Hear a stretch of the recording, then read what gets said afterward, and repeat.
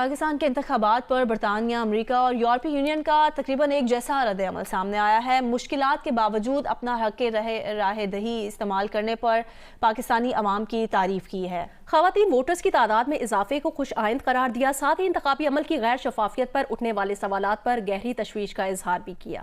برطانوی وزیر خارجہ ڈیوڈ کیمرون نے کہا کہ پاکستان کی ترقی اور ملک میں اہم اصلاحات کے لیے با اختیار سویلین حکومت کا انتخاب ضروری ہے۔ امریکی وزارت خارجہ کے ترجمان میتھیو ملر نے کہا کہ انتخابی دھاندلی اور دخل اندازی کے الزامات کی مکمل تحقیقات ہونی چاہیے۔ یورپی یونین نے بھی یہی مطالبہ کیا اور یورپی مبصرین کی مجوزہ انتخابی سفارشات پر عمل درآمد پر زور دیا۔ یورپی یونین نے کہا کہ وہ جی ایس پی پلس رپورٹ میں جن خامیوں کی نشاندہی کی گئی ہے انہیں دور کرنے کے لیے درکار معاشی اصلاحات پر توجہ دے۔ برطانیہ، امریکہ اور یورپی یونین نے پاکستان کی نئی حکومت کے ساتھ مل کر سیکیورٹی، معیشت، انسانی حقوق اور گڈ گورننس کے فروغ پر کام